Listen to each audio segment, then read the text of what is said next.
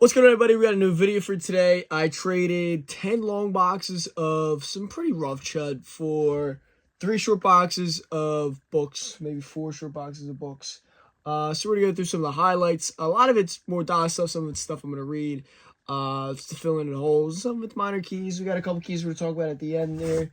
Some little stuff like this. So we're going to jump into it. Make sure you drop a like, subscribe to the channel if you haven't already, ring that bell so you get notified when I drop more content. And, yeah, let's flip over the camera and let's talk about it. All right, so we're going to go through a little under a short box worth of stuff, some promo posters, and a couple of keys. So let's start it off with some more artist-heavy stuff. We got a Dave Stevens Grendel cover. One of the more underrated of the Dave Stevens books. Is Dave Stevens still wicked hot? I don't know if he's as hot, but he's still definitely, his books are commending a lot. And look at that Neil Adams cover. That is just gorgeous. I love picking up the indie Neil Adams stuff. A lot of stuff I actually picked up is random indie horror stuff. Just kind of stuff from my personal collection.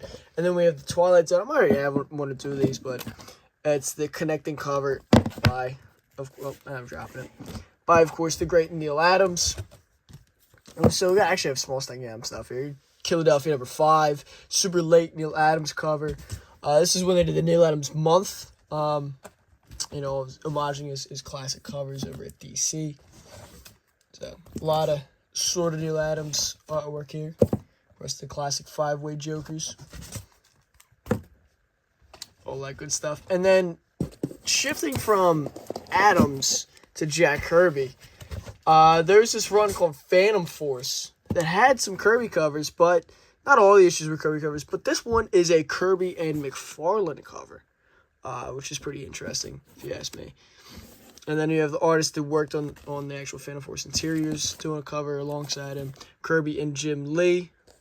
And then I believe the other issues were done by that previous artist. But still, I picked up the Jim Lee one before, the 0 issue before this one with this reused Darkseid piece. But I don't recall seeing these other ones as Kirby covers. So that was kind of cool.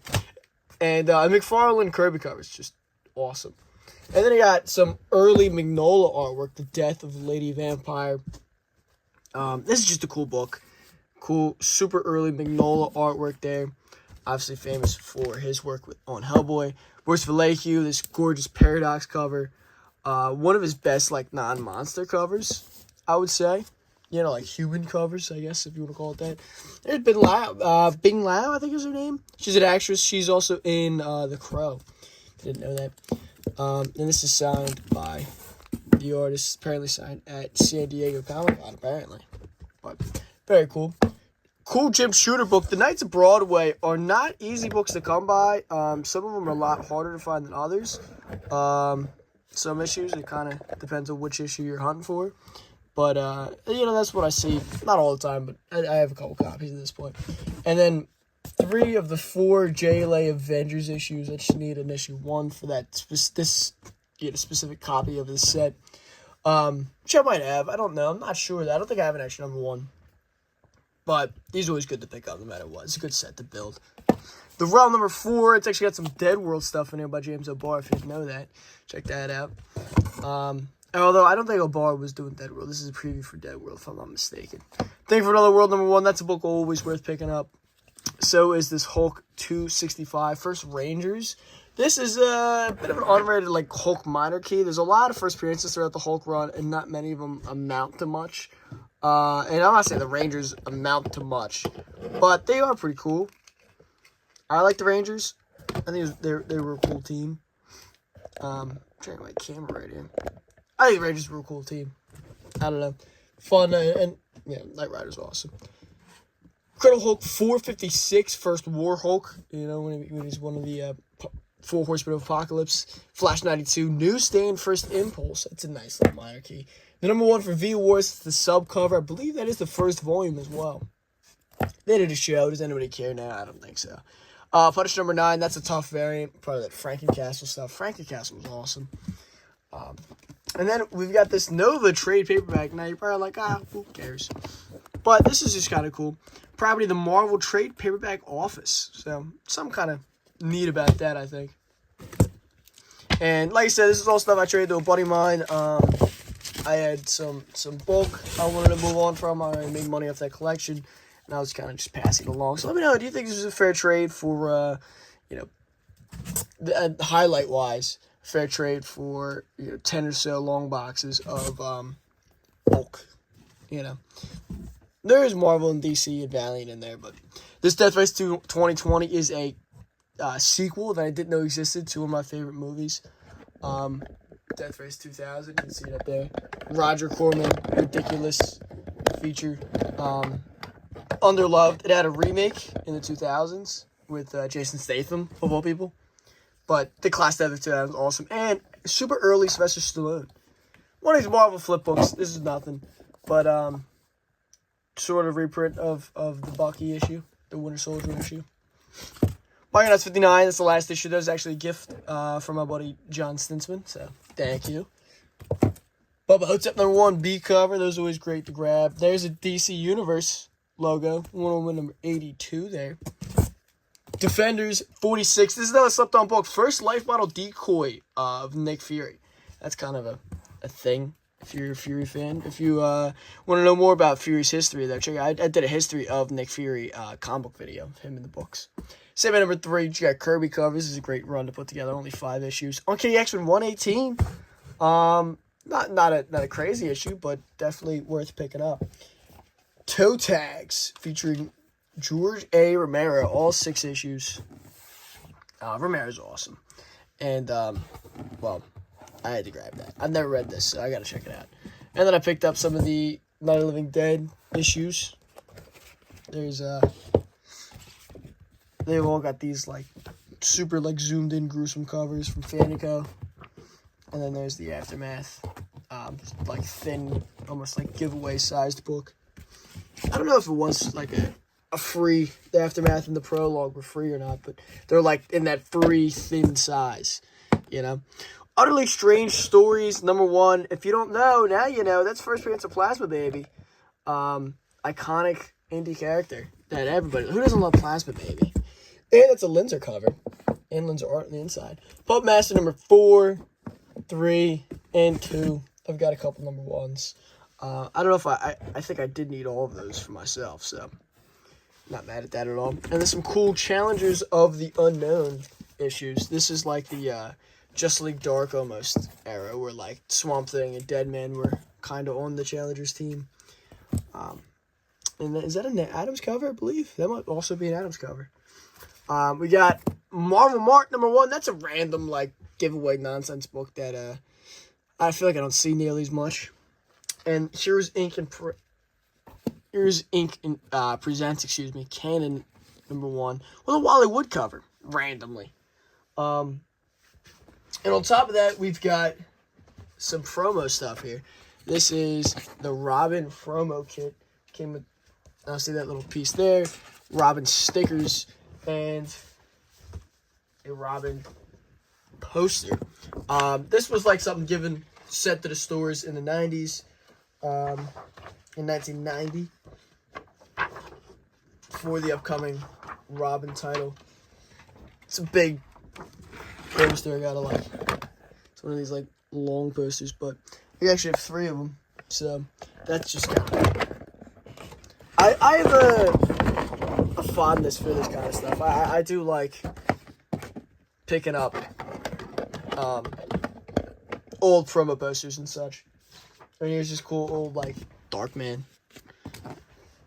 promo poster, and on top of that, we've got as I try and unfold it, Adam Hughes DC promo poster.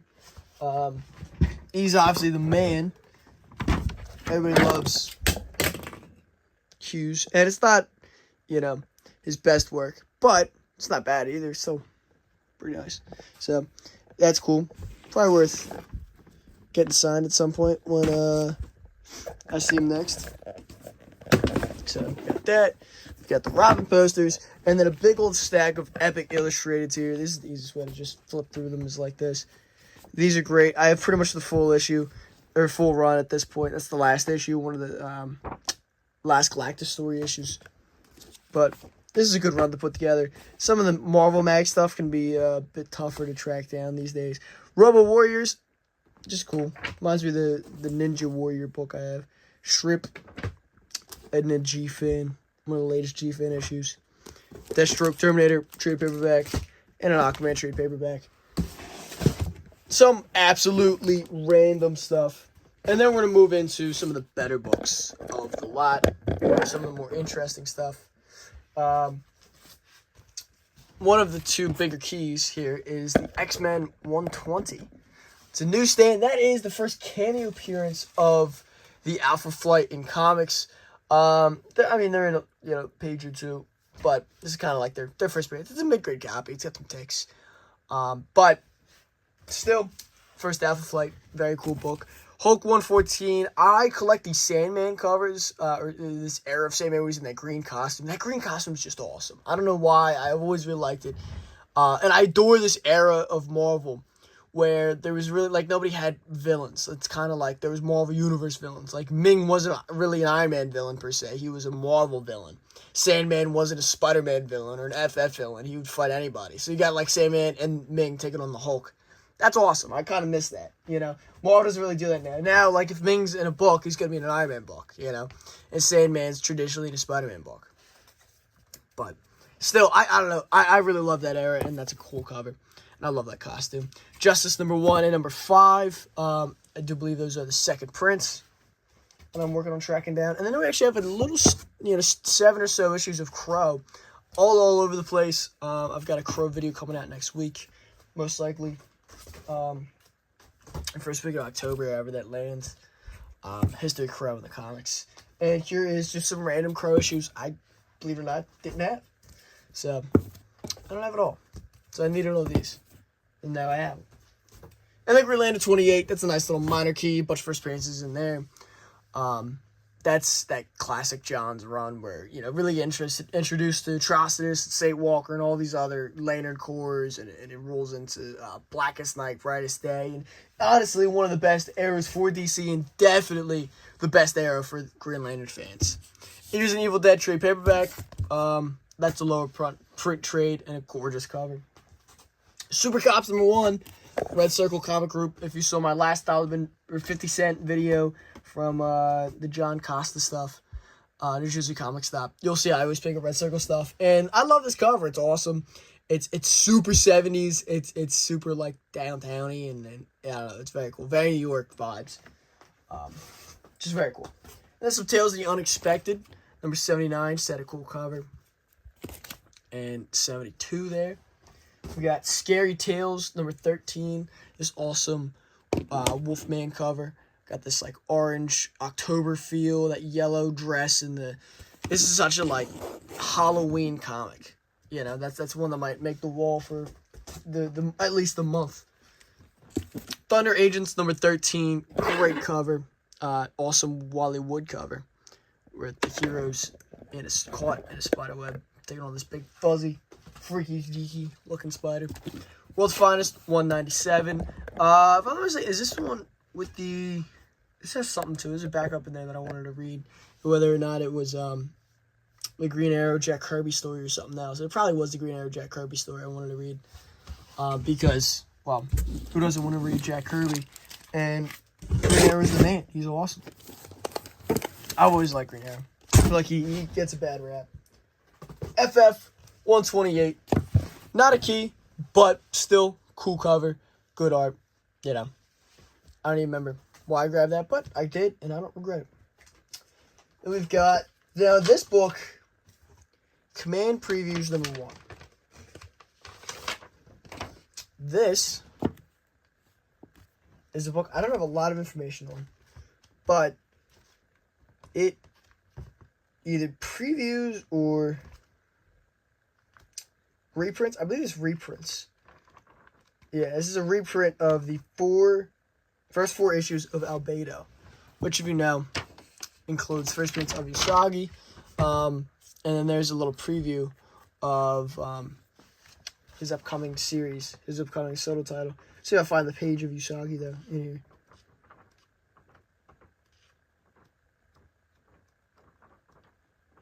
I don't know where it is. I don't remember where in the... I've never read this book, actually, to be honest with you.